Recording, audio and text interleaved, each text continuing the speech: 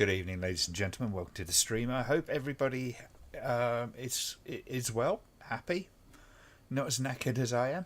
It has been a long and very stressful week. Not massively busy in most respects because it's only the beginning of the year for academia. Not that I don't teach. I'm obviously just a tech, hence Lamping Man, yada yada yada. You know the story. But my God.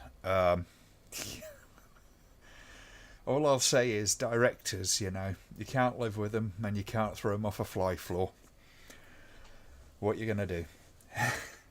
Hello to everyone. We got a lot of people in tonight. That's really nice to see.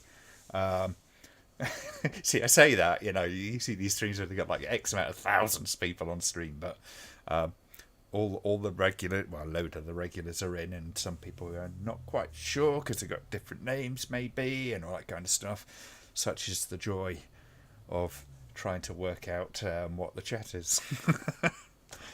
But my God, I am a little on my chin strap, so I apologise if I'm a little low energy tonight. I will try not to drag my feet too much, but just bear with me. Just want to give a quick shout out to John Rennie's new video. He's just put this thing out. I think just recently of John Borman talking about John's talking about John Borman's use of colour in his films, and it's really quite fascinating. I watched that earlier and I was very taken with it. So John is an excellent content creator and deserves a hell of a lot more attention than he's getting. By all means, if that sort of thing, that more kind of looking at the art and craft of filmmaking is your thing, then definitely go over there. He's a wonderful source of huge positivity, is John. He's not always as, shall we say, nitpicky as I am in terms of I do highlight a lot of the bad as well as the good. I always try to make sure there's good in there, obviously. John is very, very positive with his stuff, which is a breath of fresh air when it comes to film reviewing, in my opinion, because there's a bunch of channels I've had to sort of just walk away from recently because I just had enough of the constant grind of the same whining arguments time after time after time. Which is a shame, really, because I used to enjoy them. I used to take them for pretty much what they were. But, John's stuff is great, so check that shit out if you can. But, yeah. Enough kissing John's ass, I guess. But, it's been a stressful morning for me, says Kieran. Had a mock exam, note to something, but I don't know. Barely finished it, seconds to spare. Such is the way of these kind of things, I'm afraid, Kieran. Well, I'm sure you weren't prevaricating at all. Oh dear. Yeah, Kieran, I think you'll like it. It's pretty cool stuff. Just thinking ahead, I should be able to do a stream next week as well, just so you know. But the week after, I am going to be. Well, I'm actually going on the Saturday, but I'm going to need to get my shit together on the Friday night of the 14th, I think it is. Heading back to my brother's for our birthday, so I'll be up there for a good long weekend, and we'll see how drunk we get. Getting a bit old now, so it's like it takes a little bit more recovery time after having too many drinks. But we'll probably go out, have a nice meal, all that kind of stuff. If there's one thing about Melton Mowbray, it's that it's got a couple of nice places to eat in, even for a relatively small town as it is. But good evening, Gavin. Good evening, all. It's good to see Simon in the chat, and I hope tonight's selection meets your approval, we are watching Demons. The last time we watched a Demons film, I think, was with Simon, Dark Angel, obviously. We watched Demons 2 at that time. I don't think I could find a copy of Demons at the time. But we shall be enjoying that in a little while. The link should be down in the description, so if you want to get yourselves all kind of lined up for that, then great. Pork pies all round at Melton Mowbray. My brother doesn't like pork pies, I do. He doesn't like Stilton cheese either, which is the other Melton Mowbray delicacy. It takes a little getting used to. I think it's a bit of an acquired taste, is Stilton cheese, but my God, I love that stuff. It's really nice, actually.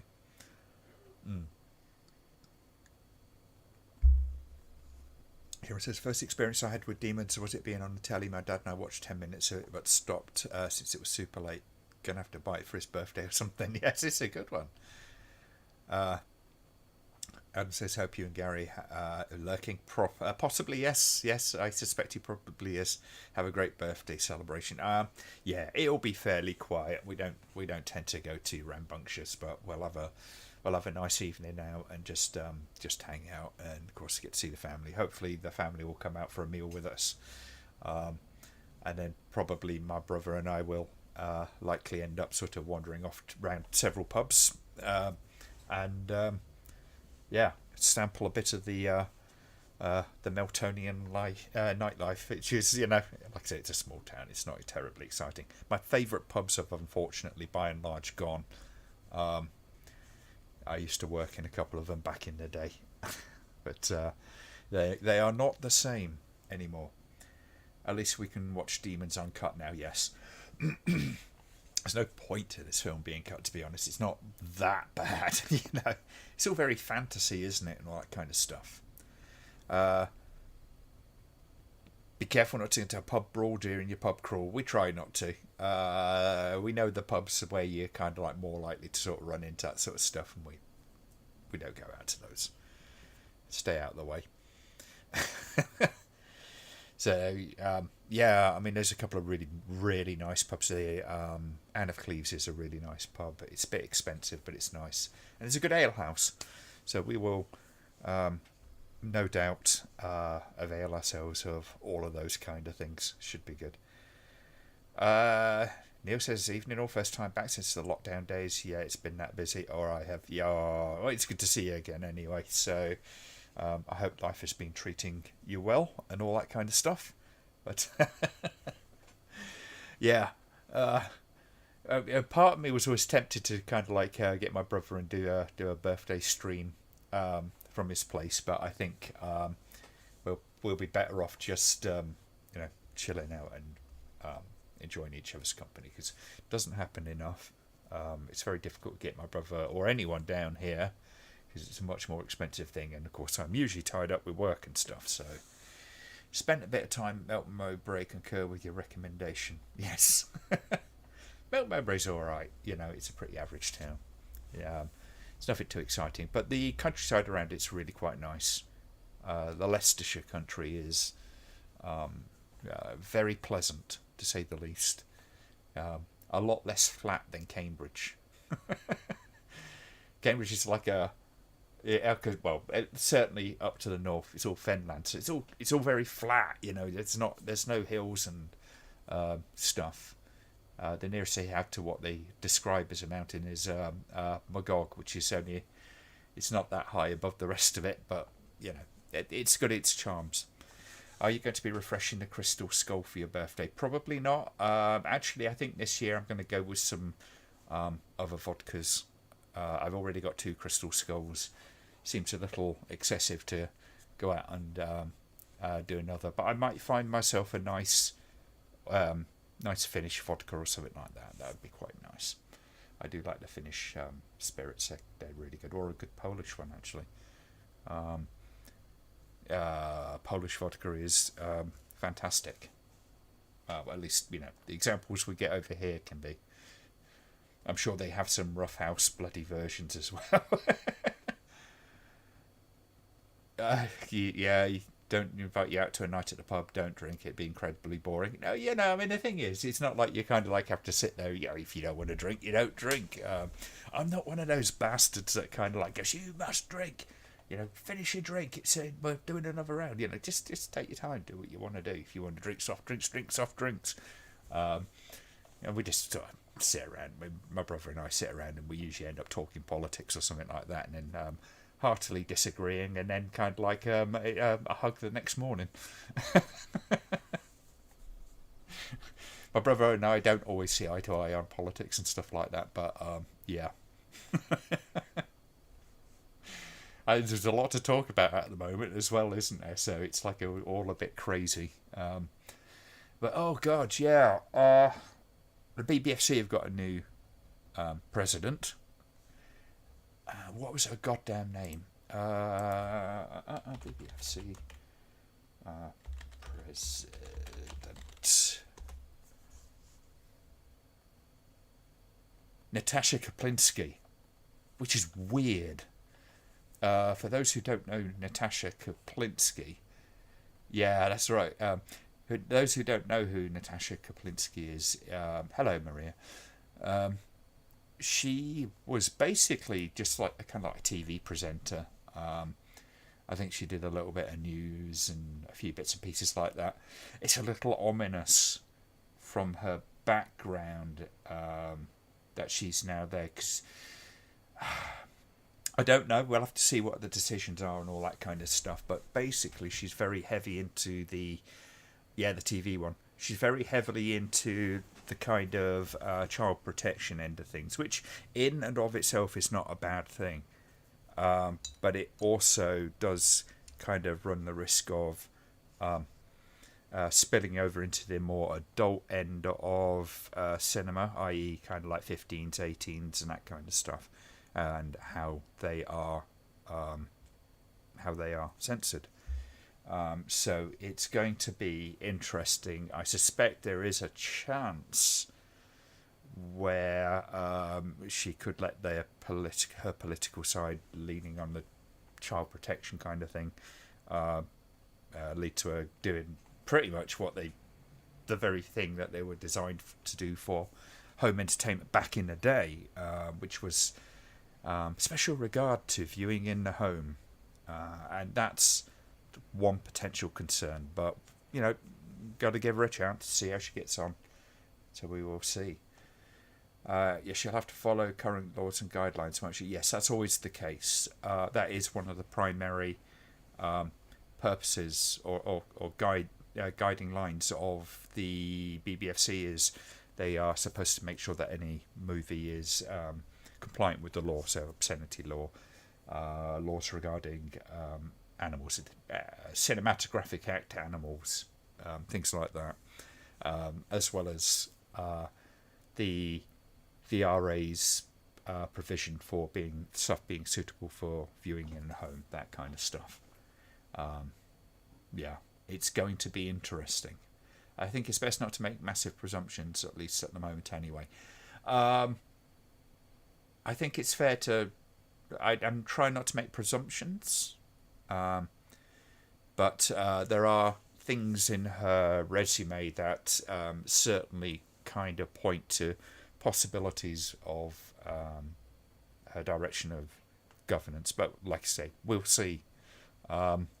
It's going to be interesting.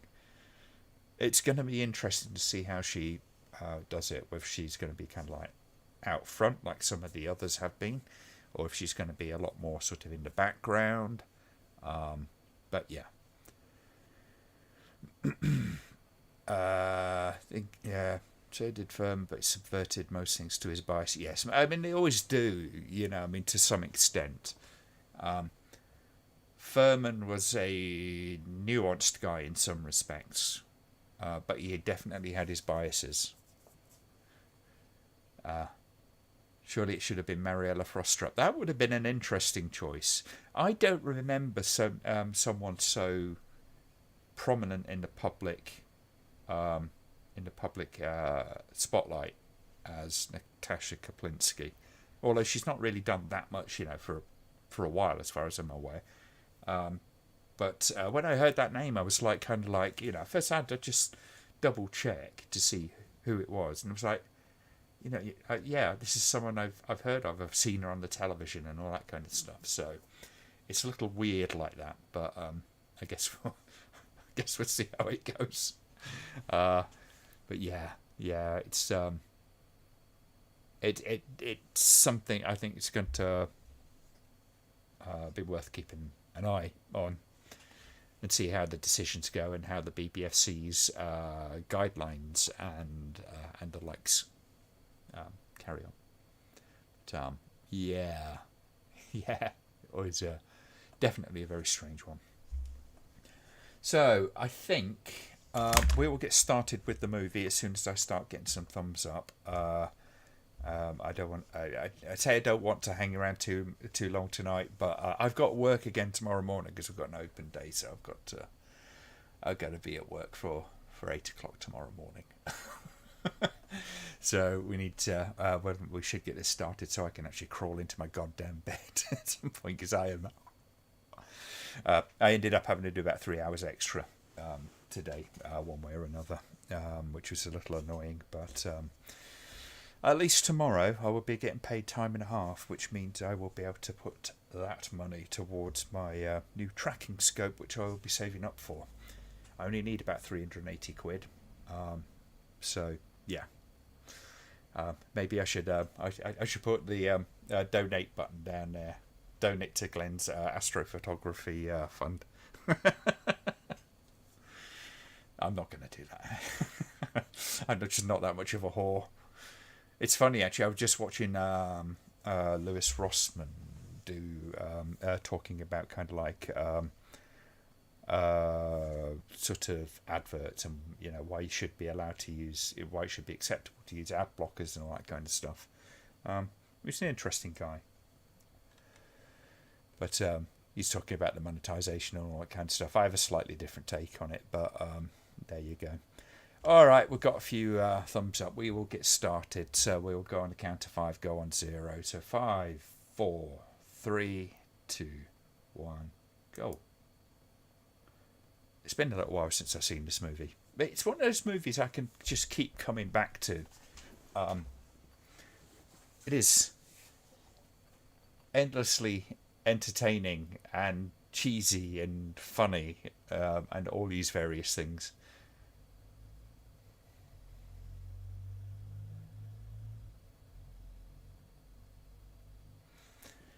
And everybody's got a favourite character in it, and it's usually Tony the Pimp. God rest his soul. Taken from us too soon. Spoiler alert. Your favourite Lamberto movie, yeah.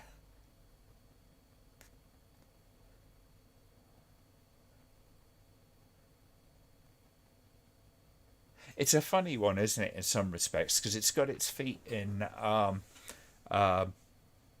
2 decades almost. This thing, it's got a certain amount of it has that 70s kind of late 70s sort of Italian exploitation film, but it's also got a very heady kind of 80s feel as well.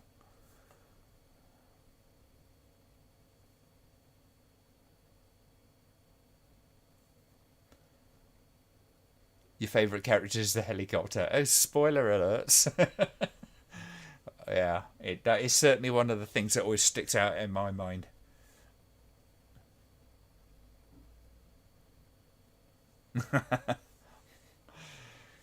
There was a lot of the screenwriting factories, wasn't there, in Italy? Claudio Fragrasso being one of them, for instance. Jess Franco cranked out loads of scripts. Usually for films he was directing, but sometimes he was supposed to be directing and then pulled out at the last minute or whatever. I think Zombies Lake was one of those.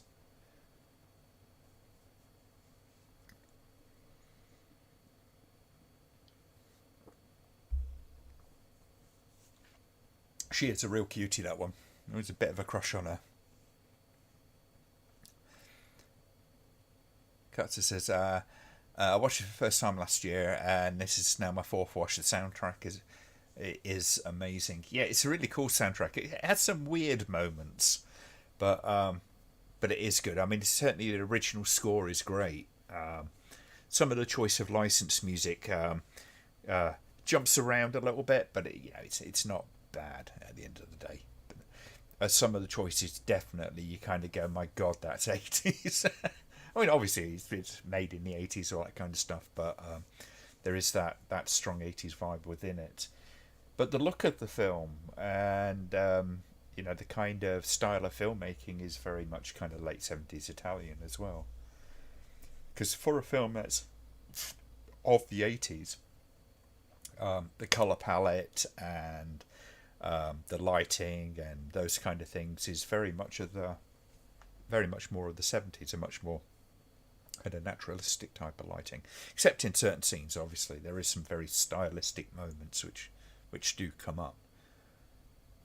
Speaking of Zombie Lake, I need to watch more from Roland. I certainly do. As I understand, not very familiar with Roland's work, but I do know some people who are big fans of his. In the same way that I have a abiding love for Jess Franco's work, some people feel the same way with Jean Rollin. But if you do find something which is particularly interesting, Kieran, then let me know. Claudio Simonetti score. It's really nice and energetic, isn't it? It's like,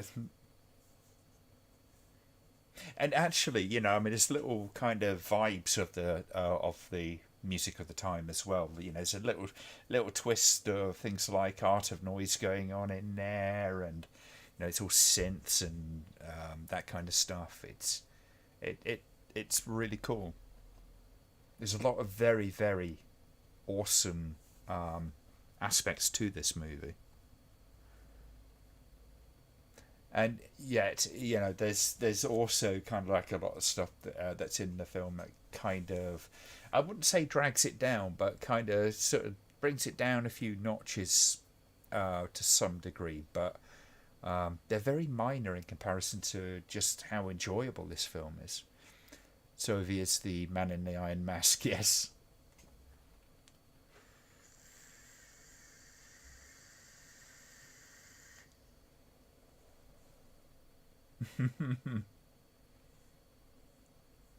It does an interesting little turn, doesn't it? He almost seems embarrassed when she asks for the second one.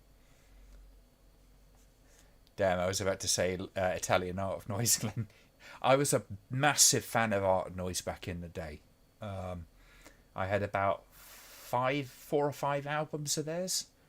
And that was really the kind of start of that sort of movement in music, which was, lots of sampling and kind of like digital manipulation of audio samples and things like that.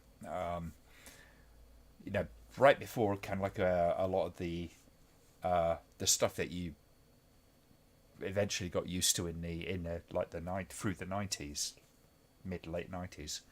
Art of Noise would kind of right in that sort of pioneering zone, at least, kind of like that the public got to notice. Have the Arrow released with this golden? Oh, you really? Okay, well, that sounds cool.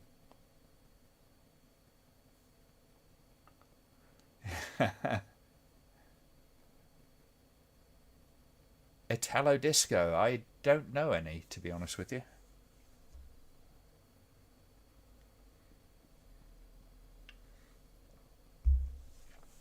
You might be alone on that, but that doesn't mean a thing.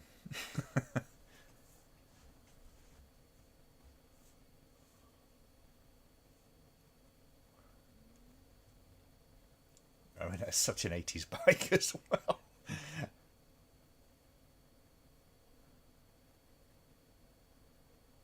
See, those crosser bikes are. I was kind of taken with them when I first started motorbiking. I always found them quite striking. But my God, they're tall. You really have to. So I'm not a short guy either. But those things, it's like you almost need a goddamn step ladder to get onto. At least it feels like that. No matter, I know fuck all about music. Yeah, no, I know a thing or two, but not an expert by any means. But if you like that stuff, with music, if you like it, great. Same with movies, really. You know, don't let anybody ever take your joys away from you.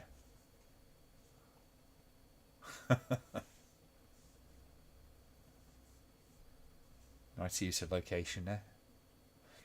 This building was a genuine disused cinema. I believe it's now a nightclub. I imagine going in there for nightclubbing, knowing what film was done in it. That must be quite an experience. Was that the creep from Creepshow on the wall when they came in? I didn't notice.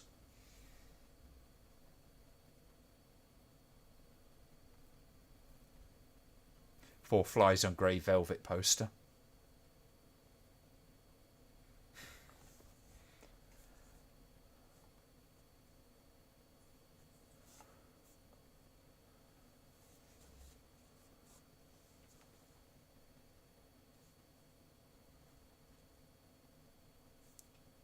Yeah, I wouldn't go that far. It's the mannequin on the bike that makes me laugh a bit, because that is some real cheap prop.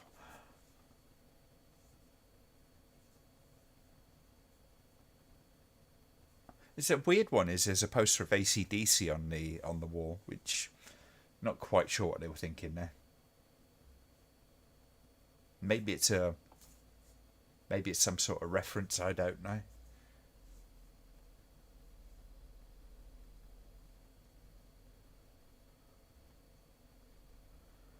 Uh, Using nude. Oh, really? Okay. Moaning old guy Frank was played by Stelio Candeli, who's in Planet of the Vampires. Okay. It's one of those characters, isn't it? He's a bit. This is one of the things that makes the film a little bit cheesy. You have these pretty stock characters going around, including the magic blind man. His senses are attuned because he cannot see.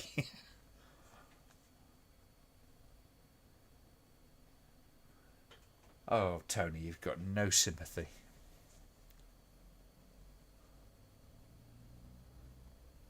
Hello, Minty.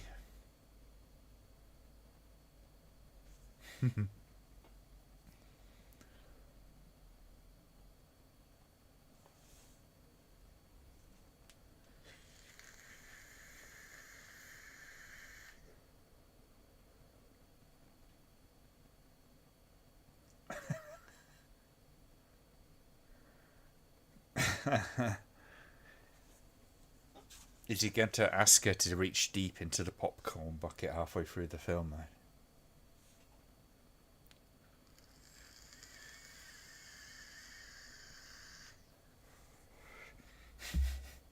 Nice one, Adam. Goretta, she is in a number of Italian films and went on to become a TV presenter on Irish television. Really, I did not know that, but I know Luke Wallen knows her.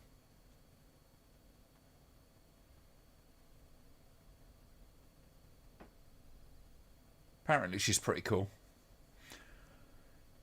Fashionably late without the fashion bit.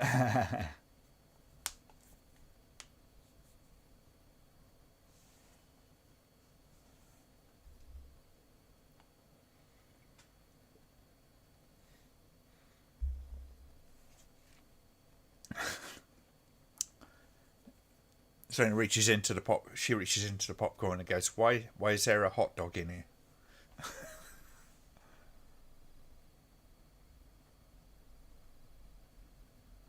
Motley Crue soundtrack, yep. A lot of big name tracks in here. That was probably half the film's budget.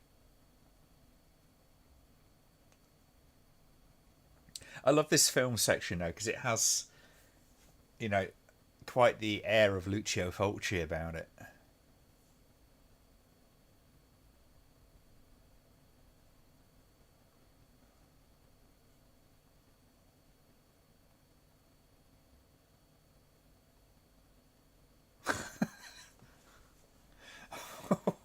So the dialogue in the film does often leave something to be desired, it has to be said.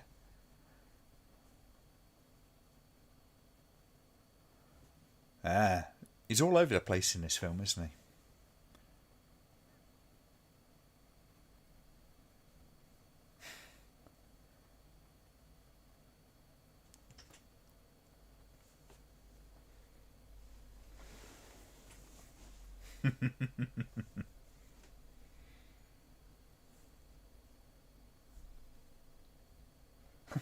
What a brave soul. You can hold my hand, pretty lady. I'll save you.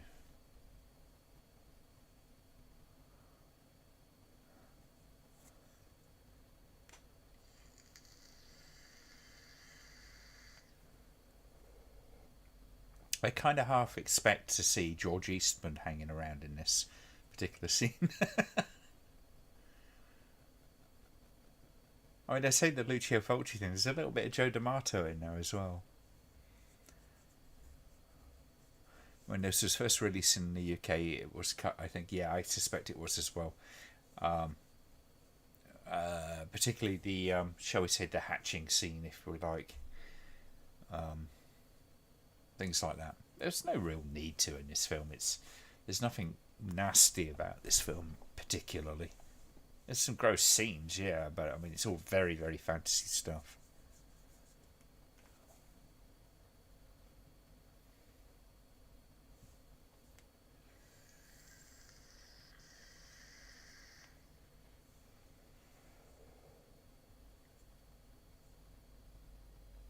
I think the edited deflect knife out of it. That's quite possible. The BBFC, for those who don't know, had a particular particular kind of thing about certain types of weapons. It's 1980s in France. Why the hell can't they smoke in the cinema?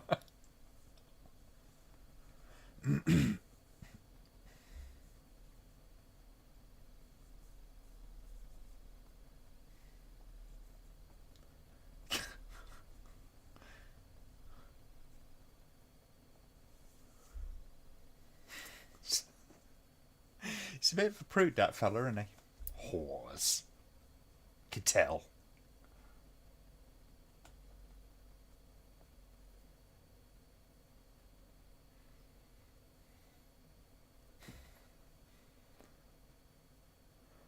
Can confirm smoking's banned in cinemas here. No, it's the best thing, isn't it? Back in the 80s, eye gouging, throat ripping, and probably some of the knifing scenes. Yeah, it sounds about right.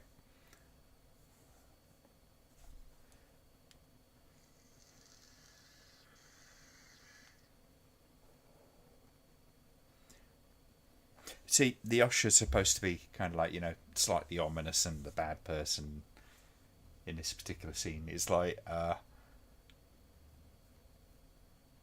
I'll have her back any day.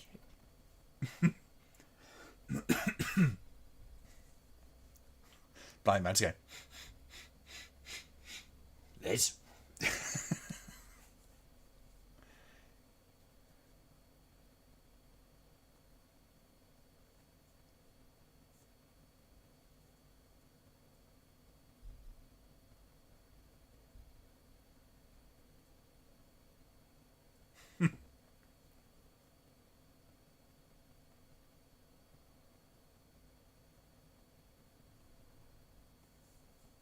Spooky. Okay, thanks, Simon. Our resident encyclopedia. It's appreciated.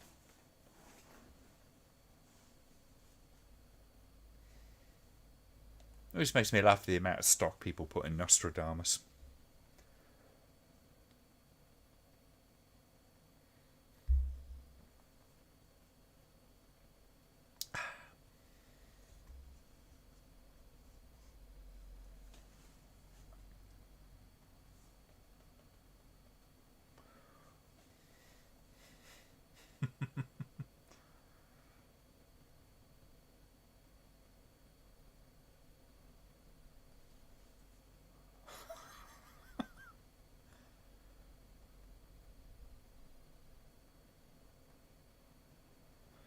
Nostradamus was full of BS, yes.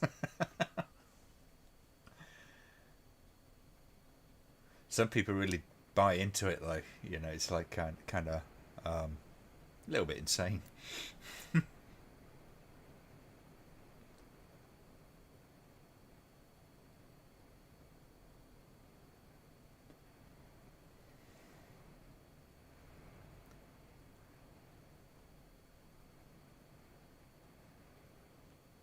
It says Klaatu, Barata.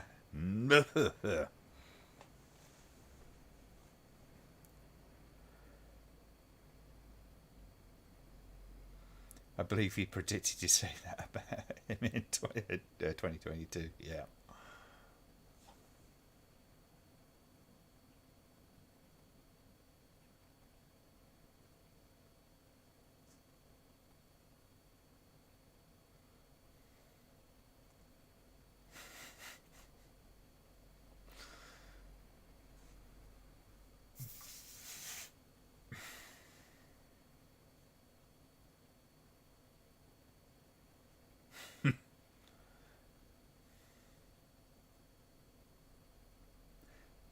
How can people be frightened of a frankly cliched horror flick? Personally, find some non-horrors to be scariest. Um, it's a case of, it's a matter of what you're used to, really. I guess as much as anything. Some people have a real problem with anything with gore in, and it's like, for like to you and me, we tend to look at that stuff, and we're, we're along for a fun ride. But not everybody's that willing.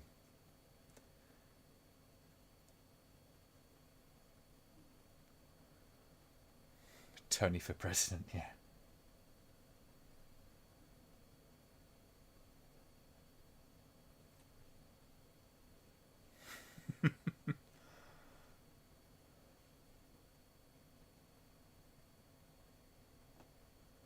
An instrument of evil. The saxophone.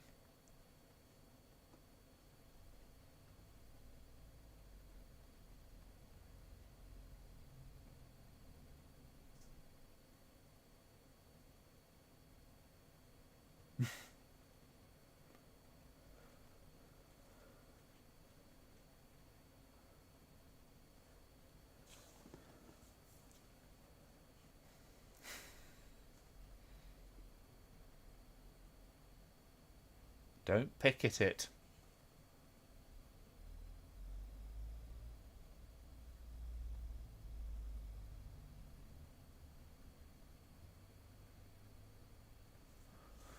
If Giovanna Lombardo Radice can star in Darren Ward's crime flicks, why shouldn't Bobby Rhodes?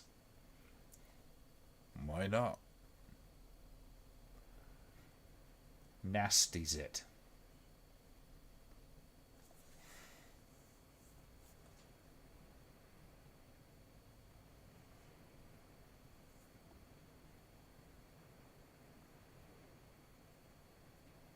There's definite commitment in that face plant on the floor, wasn't there? I give the actors some credit on that one.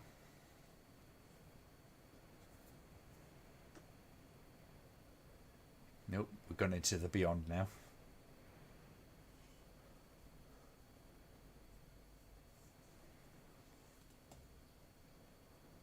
Yeah, do a spot check.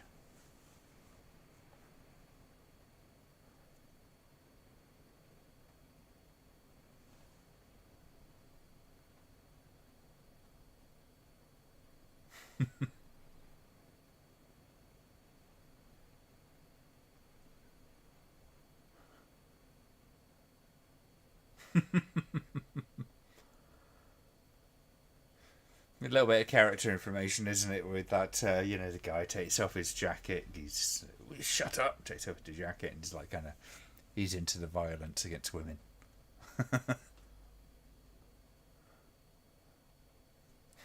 Pop goes evil, yes. The R8 guy is Stelio Candili.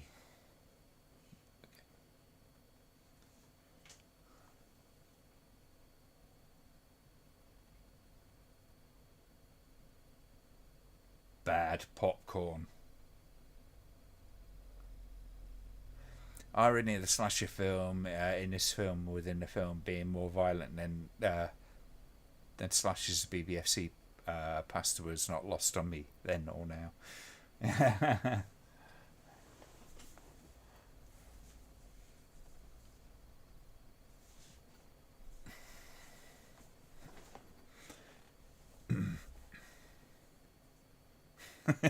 Yeah, he's kind of ubiquitous, isn't he, Simon? It was a fairly limited pool of voice actors, I think, for the English language versions.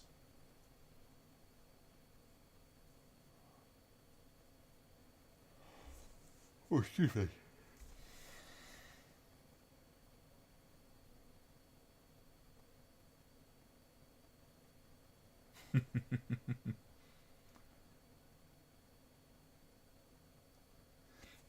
I don't think there's many scenes that have ever made me kind of like even partly cover my eyes. Uh, I mean, I've only ever maybe once or twice in all the time I've watched these horror films.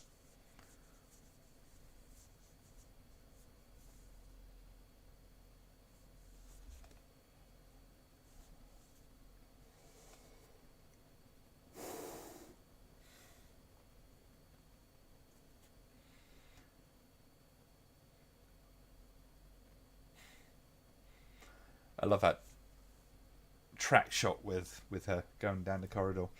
It had some interesting camera work along the way. It's one of the things about this film. You know, when it opens, it's all very grounded and very normal, and as it goes along, things just get more kind of surreal almost visually.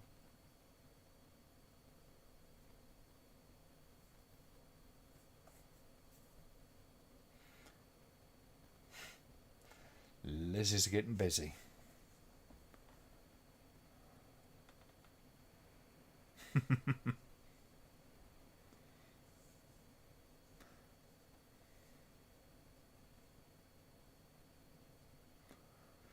Yeah, sometimes it's those kind of creepy things that really sort of get you. Um, for some people, it's literally just the sight of blood and guts.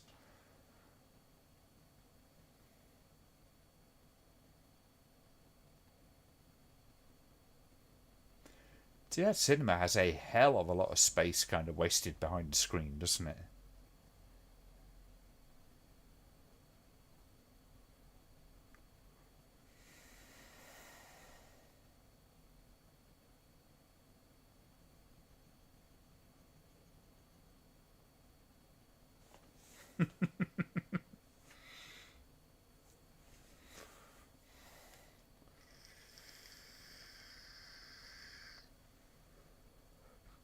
Only fingernail trauma makes me turn away everything else. Bring it.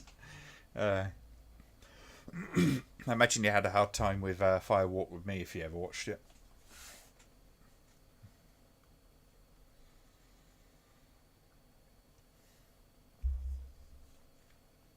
Sometimes it's those more relatable things, isn't it, that really kind of make you squirm. Something like this with the neck popping and stuff like that is relatively kind of abstract, but someone having their fingernails pulled out is something you can kind of more directly understand the kind of pain that would be involved in something like that.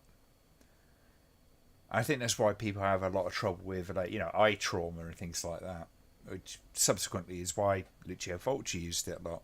It's a very understandable visceral horror.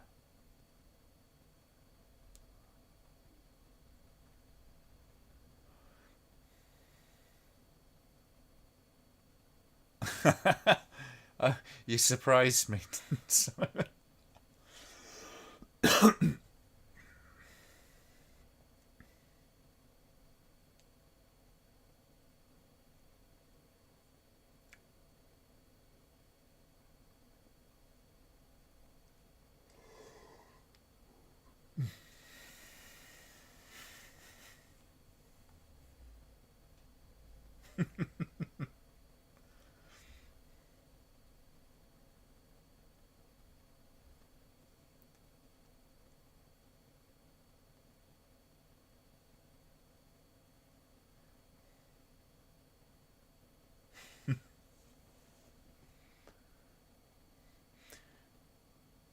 one of the more entertaining death scenes in some respects, isn't it? It's like, "Oh, you want to kiss? Kiss harder."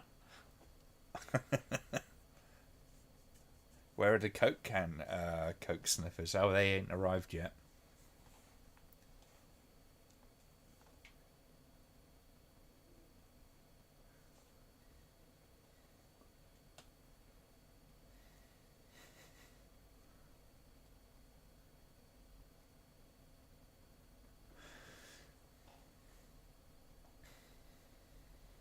It's one of the funny things, though, isn't it? I think with this film, because so much of this film is obviously set in the cinema, but then you get these brief moments where you're part of the outside world, and I've never really been quite decided on how well that works as the mechanism, rather than them just simply eventually finding their way out and then seeing the world in a fully decayed kind of state.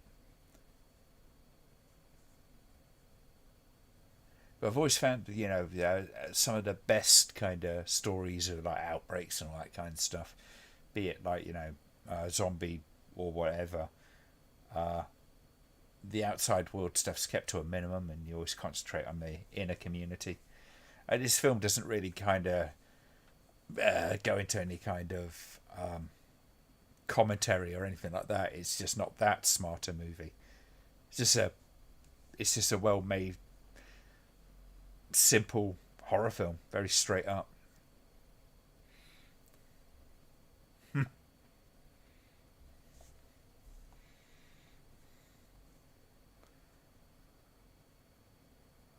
A white suit, was that ever not a disaster waiting to happen? I don't know how anybody can wear a white suit without constantly being worried about where you're gonna. Oh, the teeth sprouting out is kind of horrible. Yeah, but wearing a white suit, it's like you constantly worry about where you sit, what you brush up against. Too stressful for my liking. He's waiting for the fourth tooth to pop out.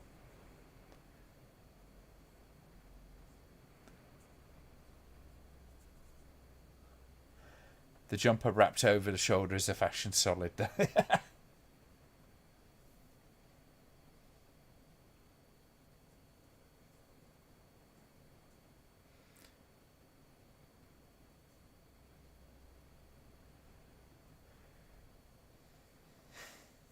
It does have some fantastic transition scenes and gore scenes in this. So that bit with the teeth popping out and all that kind of stuff is it is quite grimy.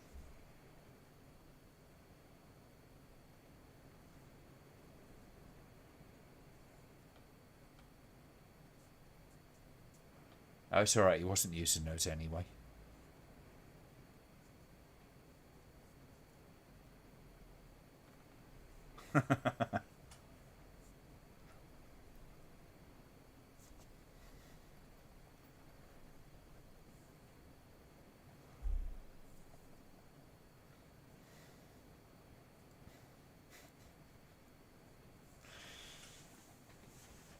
I miss the days of 80s heavy metal. What's tearing his eyes out going to do in the long run? Well, not much, but it's still going to hurt some in the moment. This is one of the things I like. Is like they tear open the doors and it's just they've all been bricked in. Just a cool idea. I do like to think of a whole bunch of sort of demon bricklayers that go running around the place doing this sort of thing.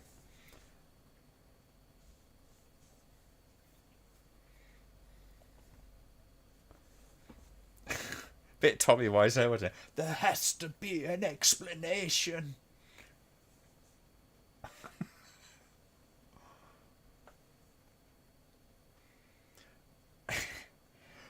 Calm down, calm down. The soothing voice of Tony the Pimp.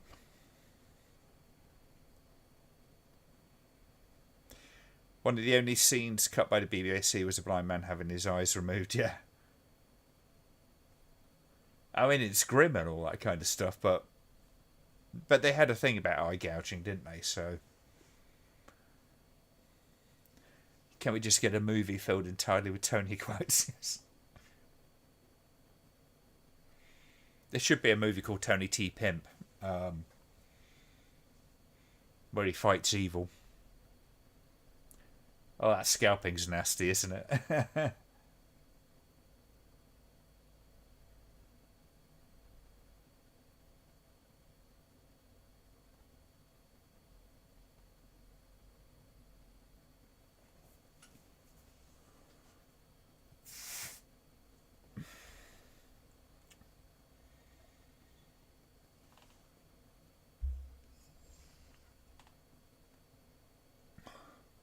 Quick, quick, throw the Coke machine at her.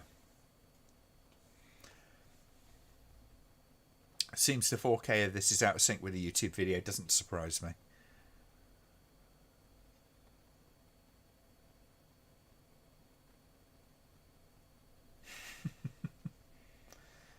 We're at the bit where the female zombie has just been kind of shut into the room with the drinks machine, just so you know. Currently 34-36 at the moment time. Music has a real Motorhead wannabe sound.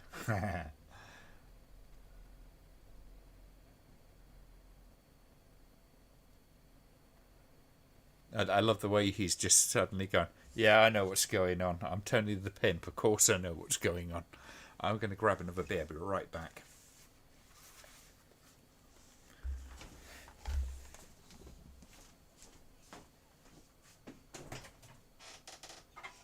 Beer, beer, beer, beer, beer, beer, beer, beer. I have beer. And it's from Devevil. You heard it here, folks. Yes. I think this may have been taken from a PAL DVD. Quite possible. It is kind of why I sort of suggest most of the time that people follow along with the same one, because it helps a bit to keep it in sync. I tell you what, the poor bloody usher's going to have an awful lot of cleaning up to do after this.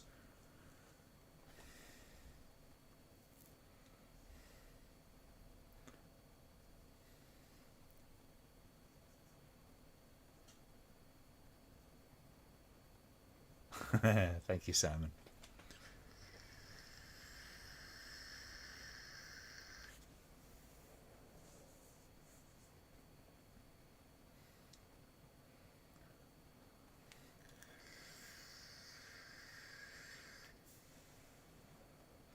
Demons are just mad at everyone, less the screening or the screaming.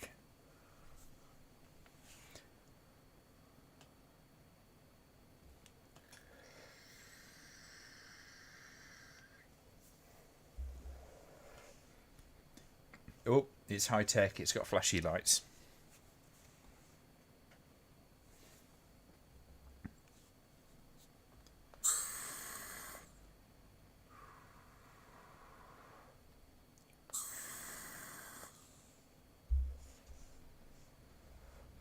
Not quite sure where you're at, Minty, but we're just in the projector room at the moment. No, somebody had to install it, love, and then somebody had to put the movie in. No one's ever been here.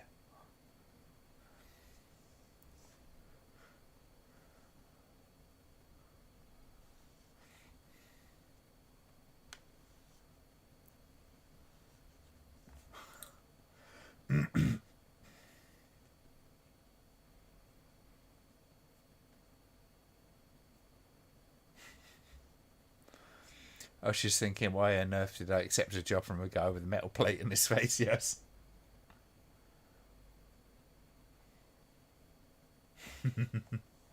Oh, here we go. I always find that cut incredibly jarring. It's an interesting attempt, but it never quite worked out. You know, the screening breaks down and it cuts to this outside scene. I could sort of see where they were going, but it never quite worked for me.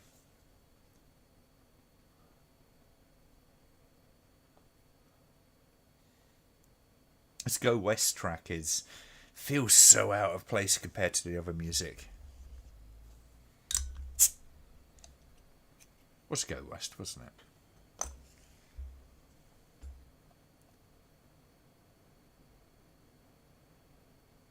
Punk Pixie. Yeah.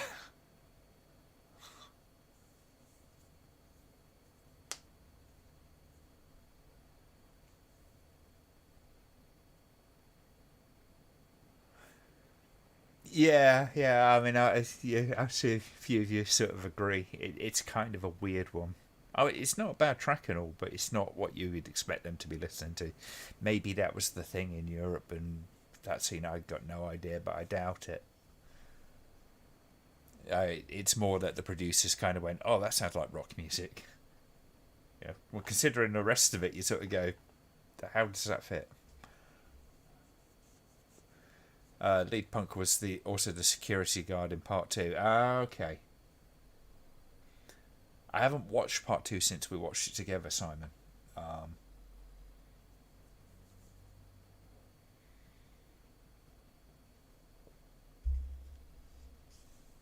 and I have a really, really, really bad memory for faces and stuff like that. So it takes me forever and a day to remember faces and names.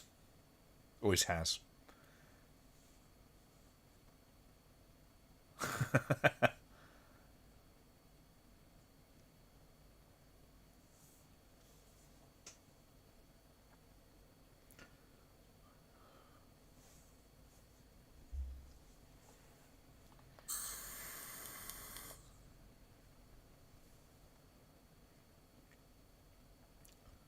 It's funny, isn't it? Really, you get a lot of this where the person that's doing the right thing is the arsehole. It's like the Harry and Night of the Living Dead. Yeah, it's kind of like he's the complete dickhead in the movie, but he's also the right one.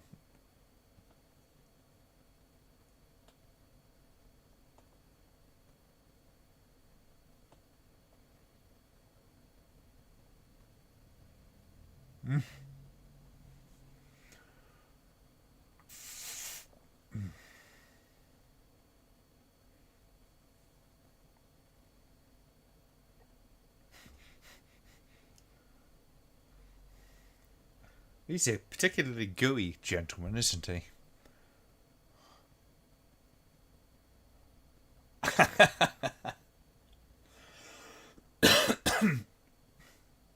Tony the Pimp is definitely one of the standout characters in this movie. Played with an awful lot of gusto, to say the least.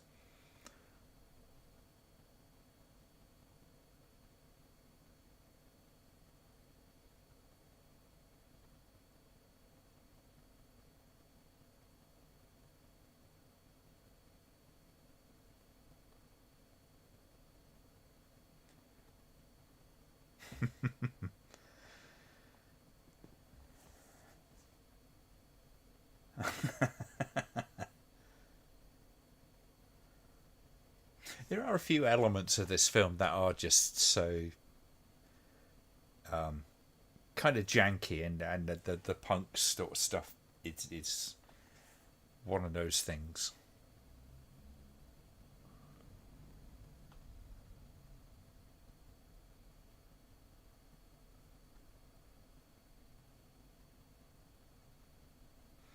Are you guys getting annoyed by my constant referencing to that movie? Nah, you have fun, mate.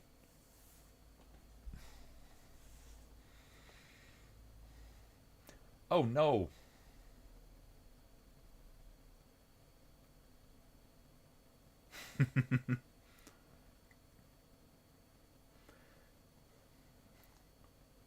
Oh.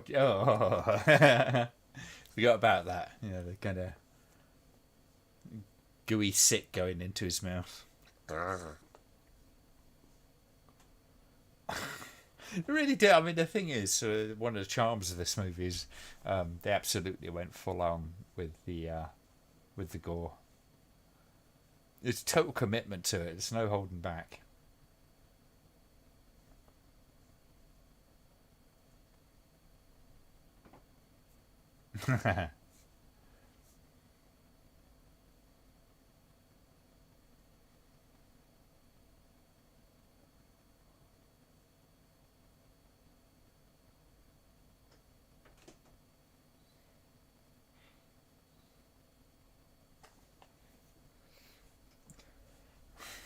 No, it's the blood of the demon.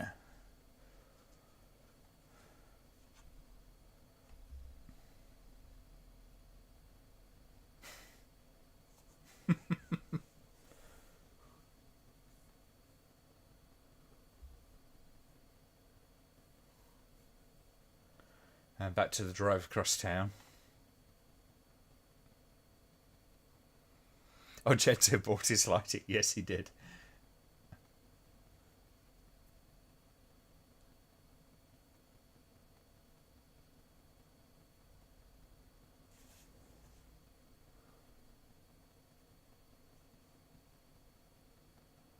At least the punks are listening to punk music. Yeah, Billy Idol was always kind of relatively sort of light when it came to punk sort of stuff. I tend to feel like Blondie was heavier than Billy Idol for most of the time.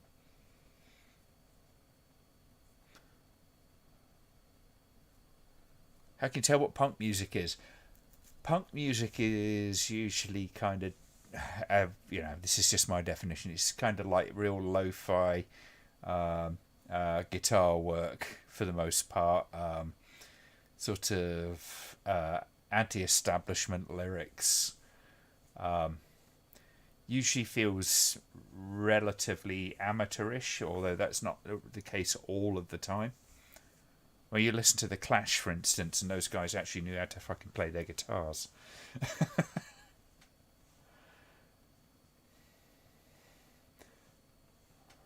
And Billy Idol, can be described as punk, but it tended to feel to me at least more like the acceptable face of punk, whereas something like the Sex Pistols was, although it was a fashion statement really, because Malcolm McLaren and Vivienne Westwood were behind it. They kind of like sort of epitomise the kind of punk sound. Blink 182, I barely describe them as punk, more sort of a pop rockish kind of punk-ish.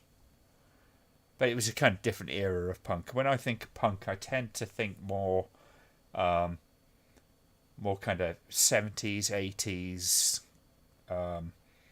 and even stuff like Black Flag and Henry Rollins. A good punk soundtrack would be Night of the Living Dead. Return of the Living Dead. That's an excellent punk soundtrack. Question for all: Peter Gabriel or Phil Collins? Peter Gabriel for me. Although the Genesis era of Peter Gabriel was kind of weird. I was never really super into the kind of prog rock sort of stuff of that type. But Peter Gabriel's a far more interesting artist in my opinion.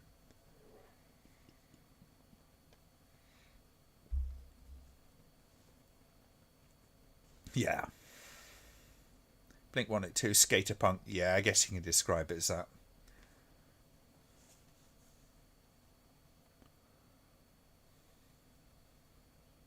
Gen X was a lot more punk, or at least alternative, than Billy Idol was, yes.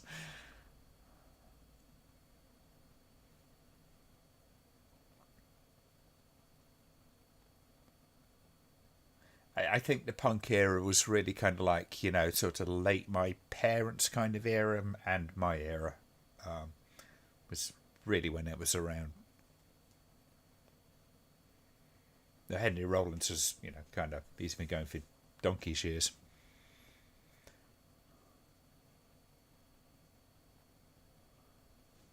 Heard one of them say twat, yes. Never understand that impersonation. I always think the word twat ought to kind of carry that sort of mental image of a ruler being kind of slapped on a table, or kind of like when you pling it on the side of on the edge of a table. I kind of seen with a razor against the breast was cut by the BBFC. Yeah, that does not surprise me. Probably a bit of the drug action as well. If I remember rightly, most of the drug stuff was taken out, and there was only like one scene of him kind of sniffing from the coke can, and that was about it.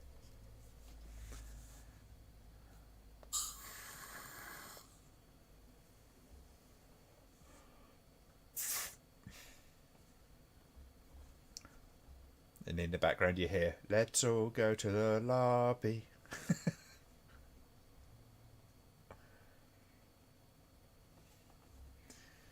Or distant cry of albatross, albatross.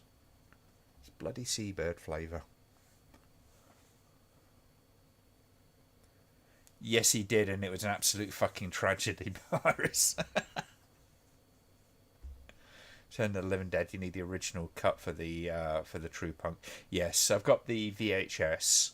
Been trying to get hold of the soundtrack, but the soundtrack's really hard to get hold of now. I used to have it on cassette, but it's really expensive to get hold of the CD of it. But it's fantastic if you can get your hands on it. It is on YouTube somewhere, but the original cut is great. Of the original soundtrack was amazing.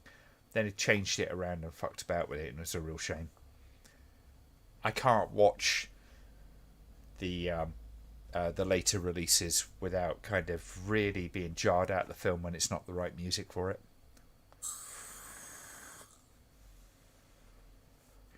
Is the blind guy still alive and not even turned into a demon either?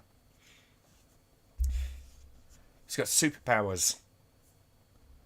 Cyberpunk was more second to third generation industrial music, frontline assembly and such.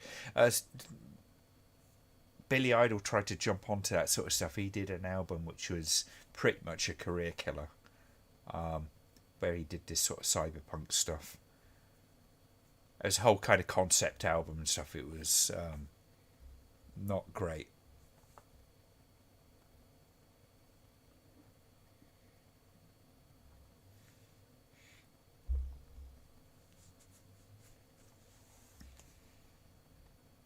I think Todd in the Shadows did a great little dive into it on one of his Train Records videos. No Snow in the Valley scene was in the UK cut. Maybe later versions of it were cut, but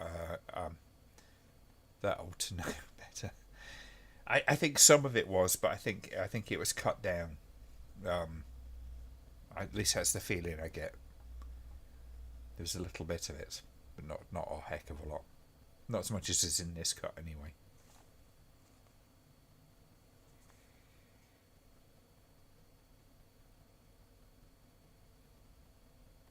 Yeah, I mean, even my criticisms of Billy Idol, we had some great music out.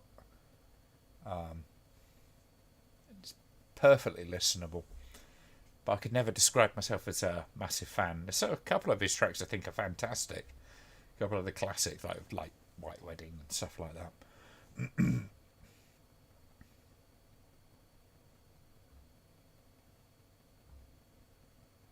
Perfectly serviceable music.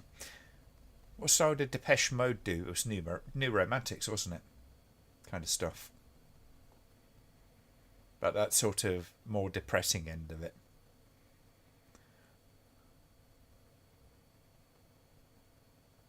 Personally, when it comes to music stuff, I do enjoy synth pop, Pet Shop Boys, and also songs from Depeche Mode. Yeah, there was some good '80s stuff, but people get a bit gooey-eyed about the '80s and think, "Hey, it's all great back then." It's like, no, there's just as much dross then as there is these days.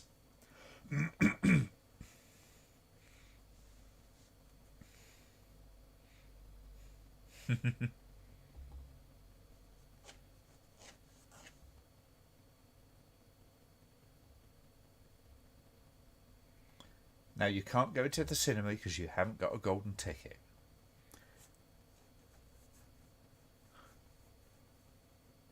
Oh, crikey, it's the Italian ones, yes.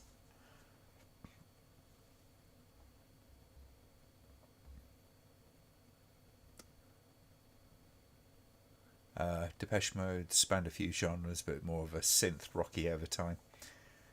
Yeah, they kind of went a little all over the place, but again, that was another band that sort of tried to tried to go away from their sound and really lost their way quite badly. I think things did not work out well for them. Actually, it was quite. I think it was quite a short-lived career.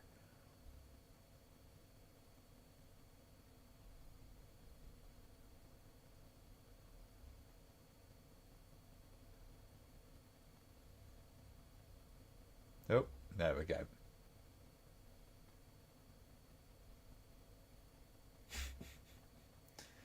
New Romantics was just in the genre at the time. They can.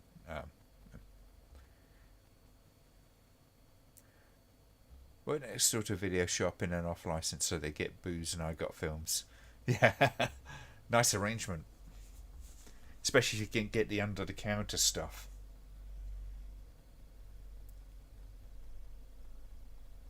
Oh, now he's a demon. Yes, you got there eventually.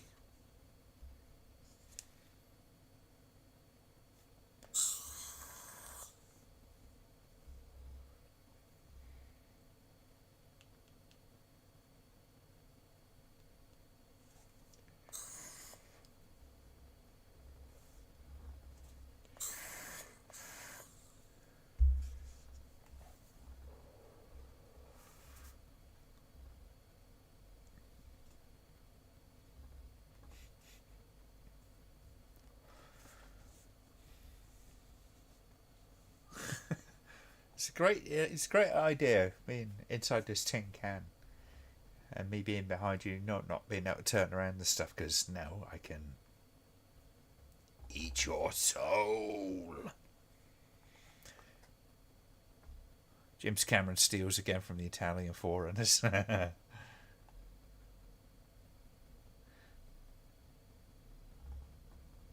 I worked a Rita's show one year.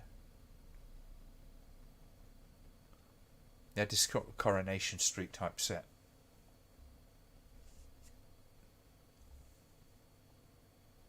What was OMD? Orchestral Manoeuvres in the Dark. Oh God, I think they called it Sophistopop or something like that. That sort of stuff. They had some good stuff.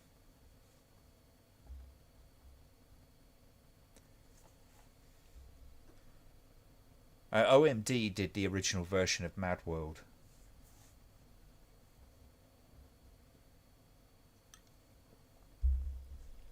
If I'm not wrong in thinking, I might have fucked that up.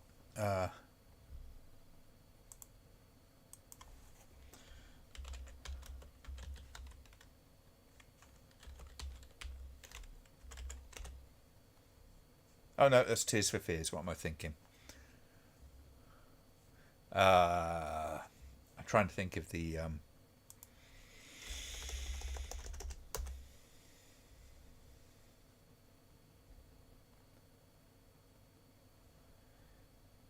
English electronic band formed in Wirral, Merseyside.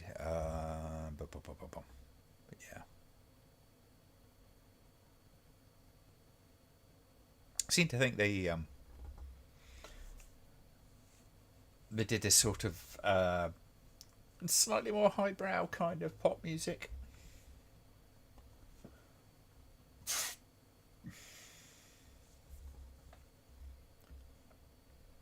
Put it this way, I seem to remember my stepdad being into them.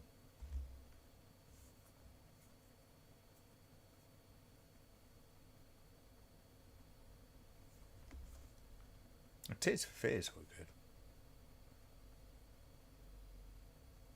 Hello, Kerry. Hope you're surviving the bad weather. We just had a few hours of downpours. I was thinking it was going to be absolutely hammering down when we were streaming and stuff. So, if you're joining us on the stream, then we are at 57 minutes and 55 seconds.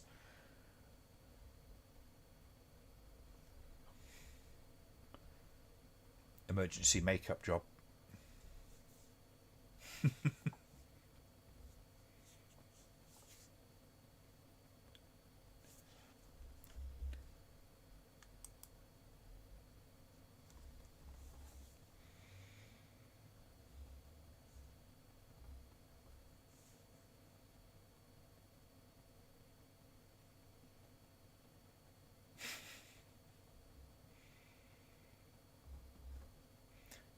I love the lighting on this shot.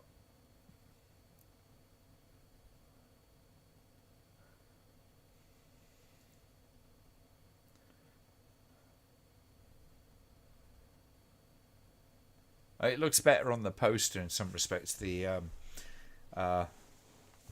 contrast is a little bit kind of like too low, but it's a kind of cool sort of idea for the shot. Great shot with the glowing eyes, yeah. There you go.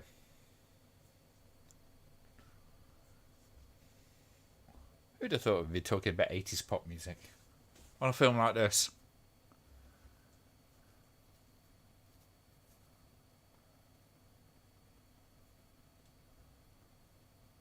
I'm sorry to hear that, Kerry. You can make it up, though.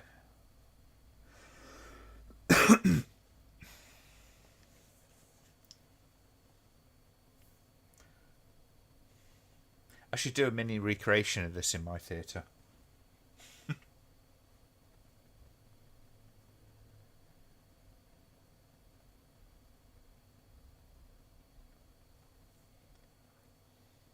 Don't think my bosses would be too impressed if I took my motorbike and started riding it around the auditorium, though.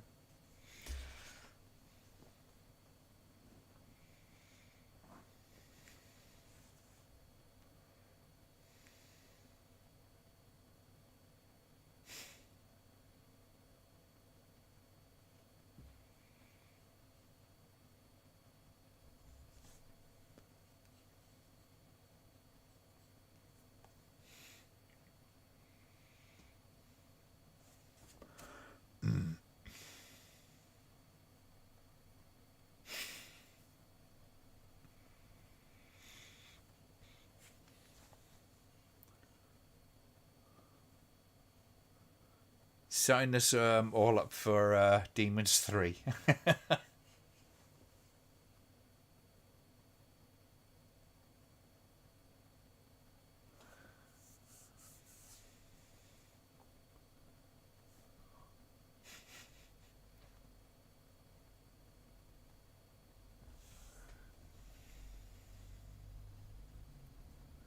We're lucky the hotel let us rearrange for 2 weeks' time, so we haven't lost a deposit. Oh, that's good.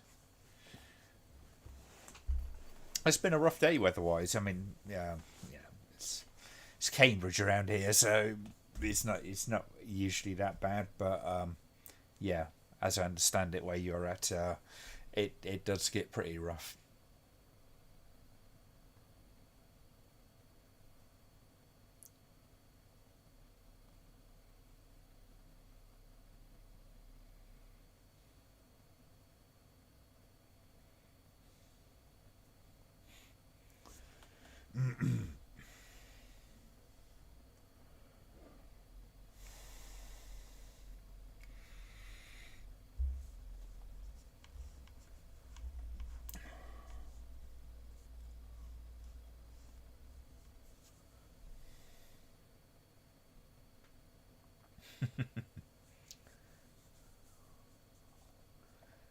With most Italian exploitation, by the time we get to the third one, it's usually pretty much dross. You're lucky if the second one's any good, to be honest with you, half the time. Let's face it, Zombie 2 only got away with it because technically it's the first one of the series of films. And each one after that, just got so increasingly far away from what the original was about. It was Zombie 2 obviously being kind of like the rip-off of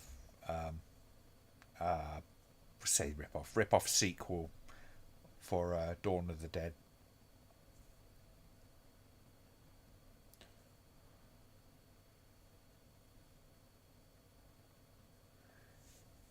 Why would you want to go in there?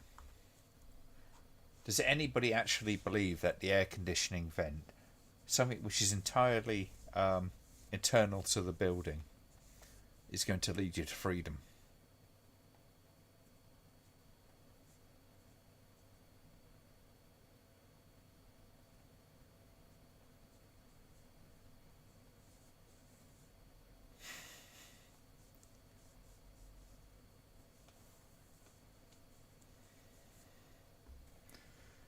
in the cinema from hell.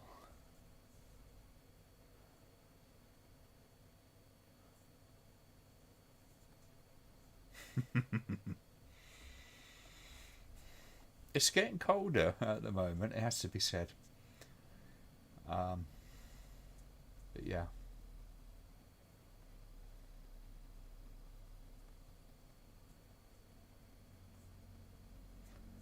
Actually, one of the more effective scenes in this film is this.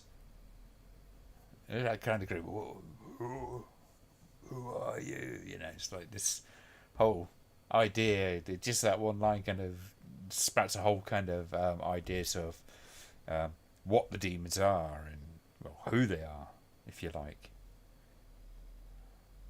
Only a little slimmest kind of nugget of that kind of stuff, but yeah.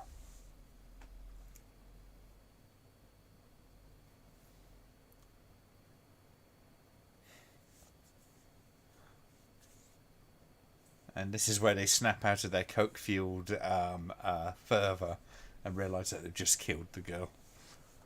This is a great transformation scene.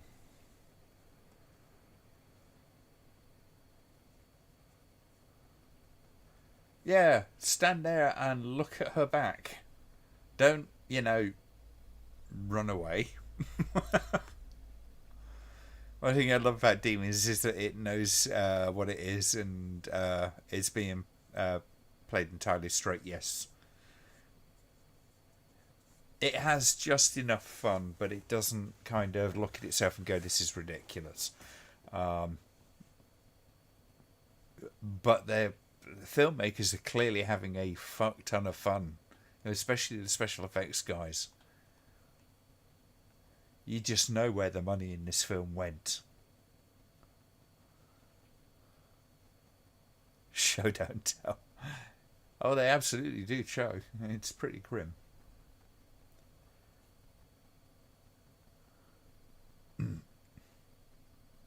I'm like this guy when I have cinema popcorn because you usually end up buying an entire bin full of the damn things. I fancy popcorn now, god damn it.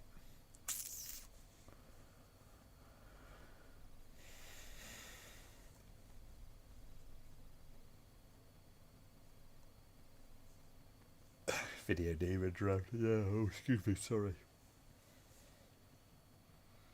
And the voiceover artists are having a ball, yes. I think the voiceover artists probably are so much more aware of how cheesy the fucking film is.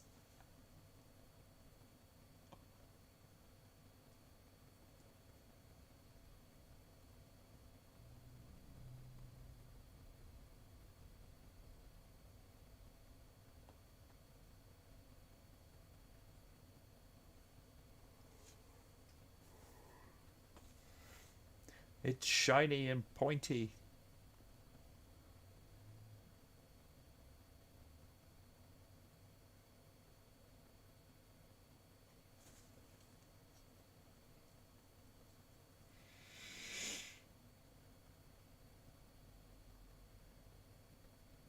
Varicose veins on her face, should have worn a head sock.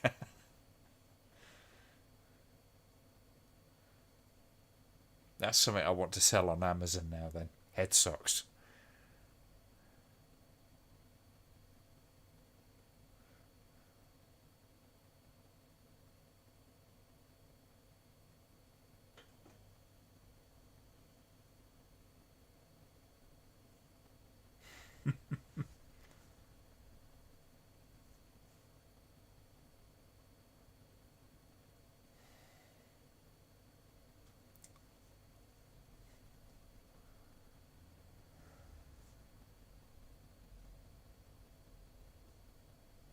Such a shame he died before he could wipe off the toothpaste.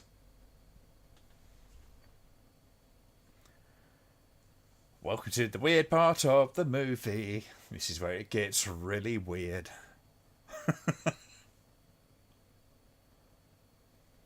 Nah. Would not work.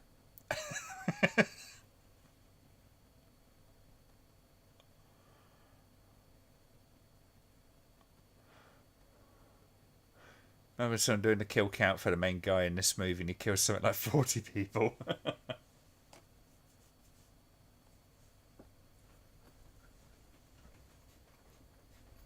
Who cares if the movie makes any sense? It's just got rocking music.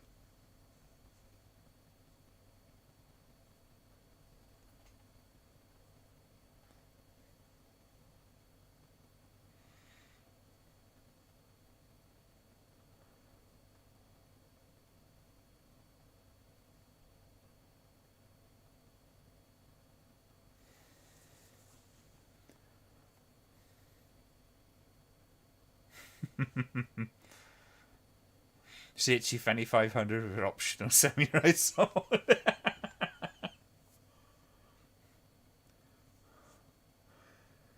Well, put it this way: when you're riding a motorbike, the your first choice of weapon would not be a sword or anything that you have to kind of constantly hold with one hand. Both hands tend to be occupied.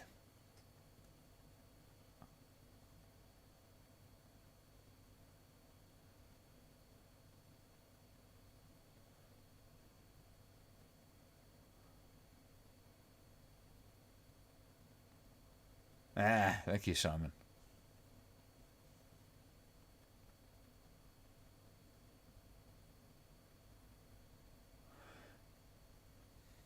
Riding bikes upstairs, epitome of badassery. I did some work at a venue where they had Judas Priest at one point. And I was told the tale of they turned up with a motorbike because part of the show, and they couldn't get it up to the stage in the lift because the lift wasn't big enough for the motorbike.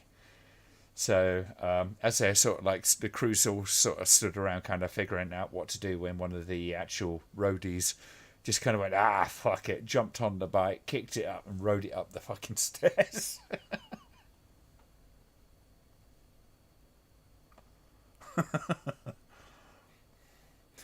I could just imagine the manager of the building sort of coming down and kind of like looking around, and go, "Why are there fucking tyre marks on my carpet? Surely bike in winter would require heated pants to combat bikers, will it?" Now all you got to do is set a light your fuel tank, and it keeps it nice and warm down there. It's fine. It's not a problem.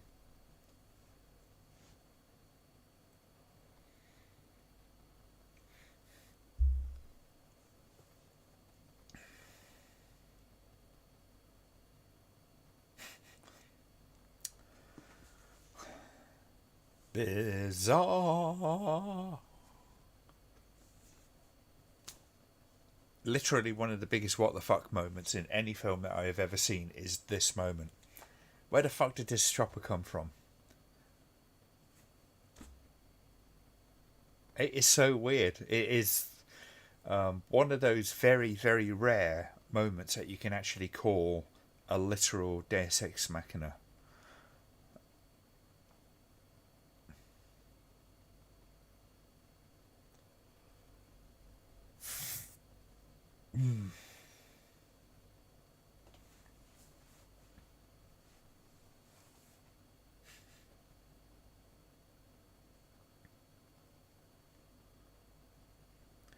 It fell out of the sky.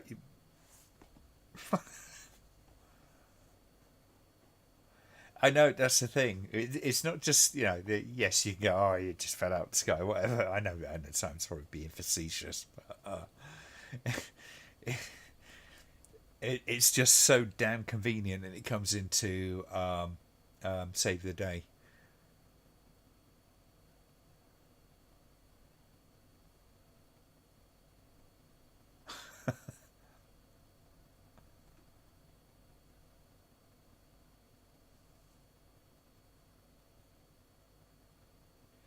Wait, I think I can fly this.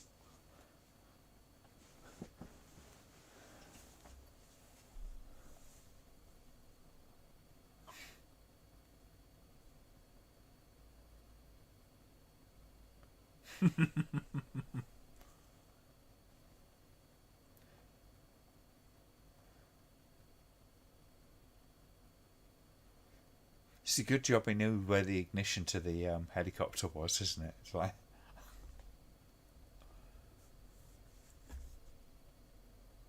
so that was a poor impression of Arnie. Nah, it's fine.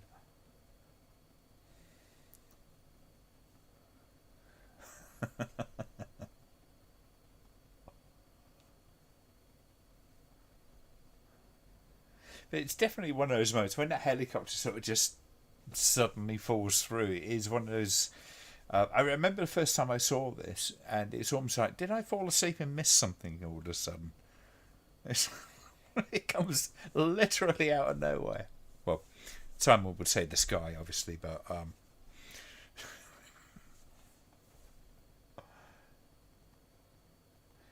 Mickey explained that if you get stuck in screenwriting, enter man with a gun. Guess they just thought, how did it get out? Helicopter. Yeah. Yeah.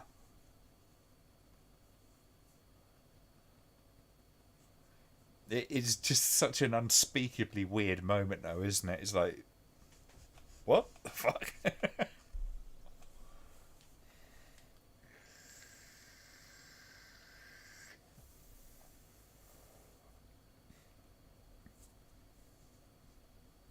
Talk about the opposite of Chekhov's gun, yeah.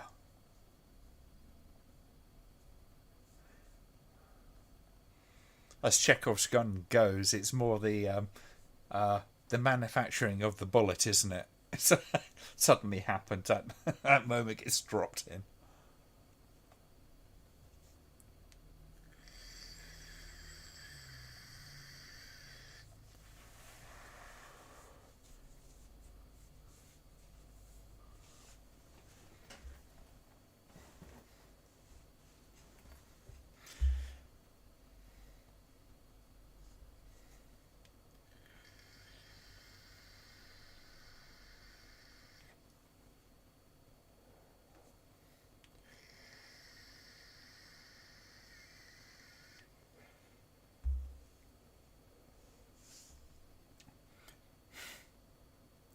You're terminated.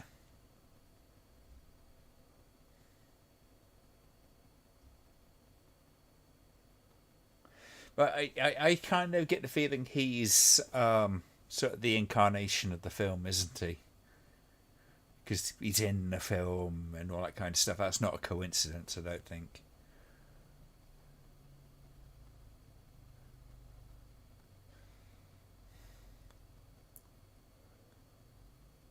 You almost could be surprised that they didn't look at this film as being affirmation of the evil inherent in films, which some people literally made that kind of argument back in the day. One of the characteristics of the video nasties was that there was a lot of arguments going around that videos were essentially the equivalent of, well, horror films anyway, were the equivalent of drugs. They made that direct comparison. This is such a good death, though.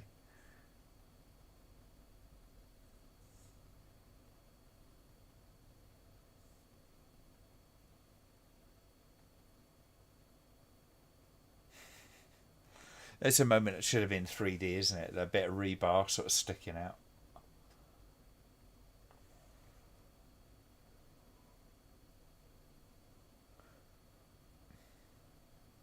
He's not dead yet. Back in the day, Video World magazine ran a competition to win a video of Demons 2 by asking what fell through the roof in the first film.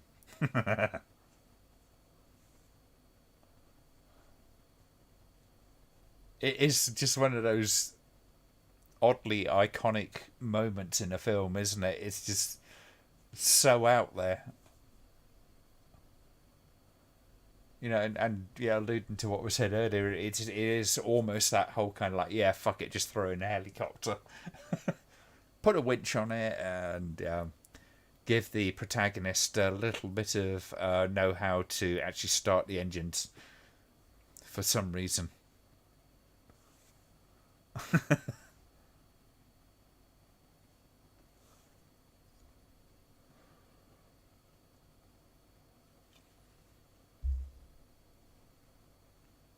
Great track.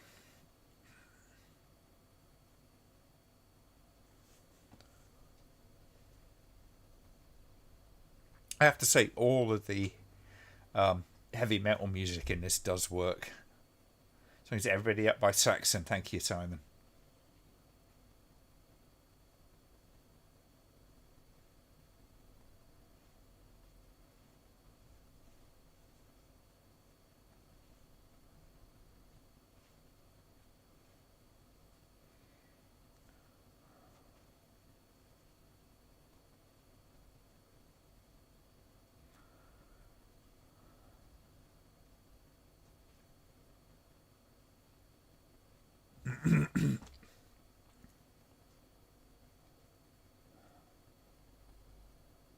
'80s was so good for metal, yeah. Well, '80s is the decade for metal, wasn't it? Really.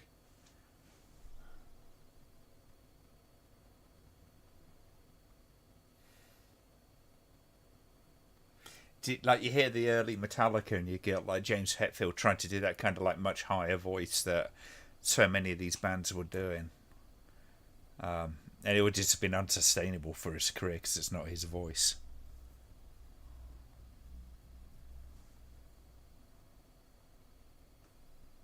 I mean, the Metallica album "Kill 'Em All" is just fucking great.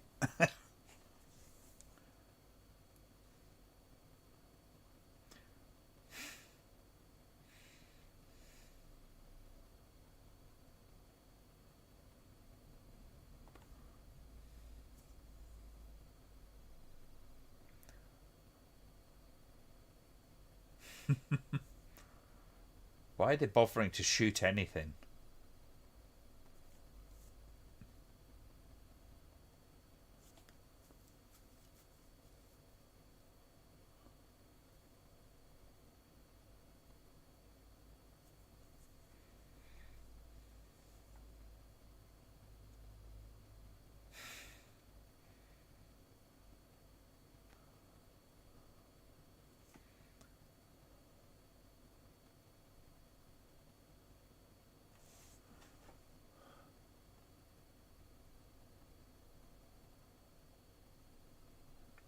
Yeah. Oh, don't get me wrong. "Kill 'Em All" as an album is. I mean, Metallica's always had a history with their production, and "Kill 'Em All" is a very rough and ready album. But my God, it's got some punch behind it. You can sort of see why they went places just from that. Everybody kind of talks about Ride the Lightning, and For Justice for All, and them being really their kind of most iconic albums, more so than the Black Album, in my opinion. But yeah, "Kill 'Em All" is just yeah, it's one hell of an album. Really raw, rough and ready.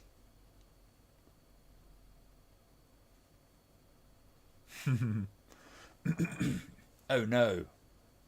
Ooh, what a twist!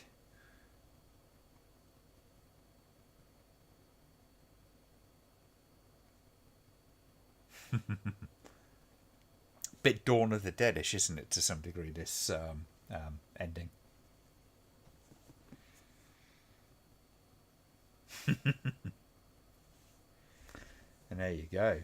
That's Demons. I'm so glad I actually kind of like chose to watch that because it's just what I needed tonight. I think I've got quite a few things which are sort of going to have a look at. We were looking at on the Rambleaholics earlier on. So hopefully, we might do a double bill on the next one. I think what was it, Beastmaster and something else. I can't remember exactly what I. Let me just double check.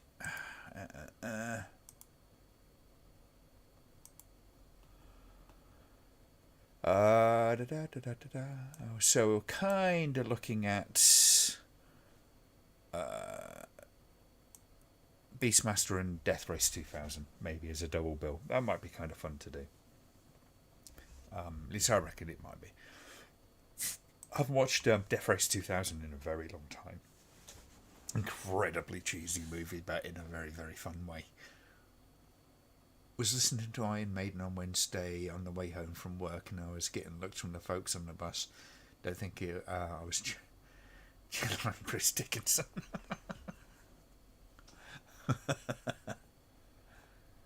Yeah, I did get to see him live one time. That was quite fun. Monsters of Rock back in the day. I think it was 92, off the top of my head. Same year, I think I went to see the Freddie Mercury tribute concert, which was a hell of a concert. A lot of big names in that one. Sequel trivia, Demons 2 ripped off Videodrome and Shivers. Yes, it did a bit. Mind you, I mean, this kind of like, borrows a lot from the likes of Lucio Fulci. It's almost kind of a love letter to a lot of films, including a little bit of Dario Argento's stuff and all that kind of stuff. It's a little bit of a hodgepodge in some respects. It's not a film that works 100%, but my God, it is fun enough to sit through that it doesn't really matter. Such imaginative kind of deaths and things like that going on in it. So, yeah, it's hard not to like it, even if it is a deeply flawed film. Love Master of Puppets, Glenn, great album, not too commercial but so powerful. Yeah, it was a hell of a debut album. Absolutely. Listen to a lot of Seventh Son back in the COVID lockdown. Yeah, there's a lot of music knocking around, which is really, really cool. I'm actually really enjoying just picking up occasional albums from the past that I either just missed or kind of have not gone back to in a long time. Yeah, it's nice. I'm actually sort of rebuilding my CD collection somewhat. I've got a bunch of CDs back at home. It's just I haven't got much place to put it around here. Back at my brother's place. Bava's Demon 3 was a TV movie called The Yoga that was retold off a UK video. It was part of a series of Italian TV that also included Graveyard Disturbance. Okay. Your breadth of knowledge, Simon, is incredible, I have to say. Always a treat to have you on board for these things, because always getting these gems of information. I got kind of fed up hearing thrash all the time, but this was good lately. Yeah, you can overdose on any particular music. It's always good to have a wide range of taste in music, and I've always had a wide range of taste in music. I love my heavy metal. I mean, most of the concerts I went to were like things like Monsters of Rock and stuff like that. I did that 3 years on the trot, which was fun. And I wish Monsters of Rock still existed. I know they go, oh, you got download now, and it's like it's not the same. It's not the same at all. Monsters of Rock was iconic, to say the least. Now it's download because you got to appeal to the kind of younger generation.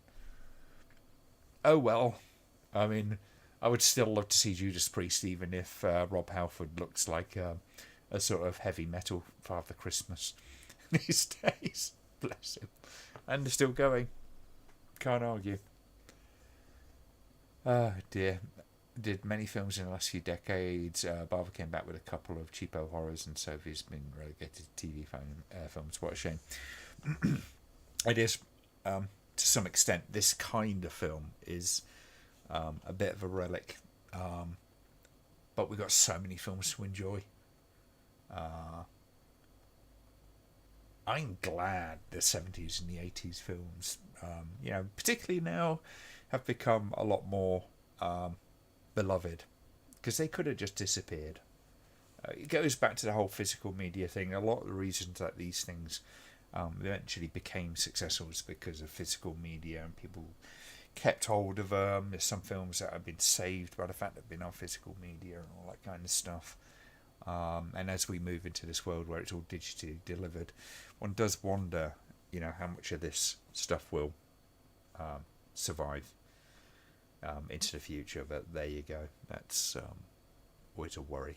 Probably a worry for the next generation, if they can find the concern in themselves about it.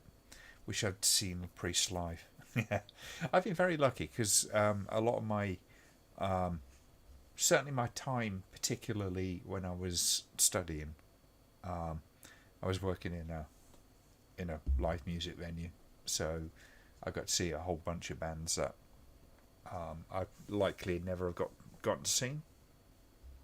So that was kind of cool. I see The Damned and all sorts. Even like going right through to things like Jules Holland and all that sort of stuff. It's always a treat to do live music. As a job, it's very much kind of a slog, but the rewards are there. I think Ocean Coliseum was the first big rock and roll show that I did, and that was back in 2001. It's in November 2001, in fact. So, yeah. Snow Patrol, the Zootons. Although I thought they were called the Zuttons. I'd never heard of them before I actually heard them. Seen Priest live twice. I've not seen them at all live, unfortunately. I would like to see Judas Priest. I would like to see Nine Inch Nails. And a few other bands. But they have to be kind of like in a non-festival sort of format. I can do a day of it. I can't do fucking week of it. Screw that shit, sleeping in a crappy tent surrounded by thousands and thousands of very, very likely smelly people, and having to shit into a chemical toilet is that's for the young, unfortunately. So Eric Clapton in 2004. Yeah, cool. That's cool. Anyway, we shall call it an evening. I can't stay up too much longer because obviously I've got, like I say, I've got work tomorrow. Not a challenging day, but I've got to get up in the morning. But we'll do another one hopefully probably next Friday, I think. Should be next Friday. I am going to be working on the second half of the script for the new video, hopefully tomorrow at some point, and then hopefully it won't take long to edit it together. I'm so far into the editing now, it shouldn't take too much longer. So hopefully within the next 2 weeks I will get that thing up there. So you'll get a review of The Devils at some point soon. And I'm going to try and keep a little bit of momentum and maybe build the momentum on that front. But for now, I shall say good night, folks. Have a lovely weekend. Take care of yourselves, and thank you so much for joining. I know I say it on a few occasions, but it's always worth mentioning. I am incredibly grateful for your company on these things, and I'm glad that you get some enjoyment out of it. That's very gratifying. So until next time, good night.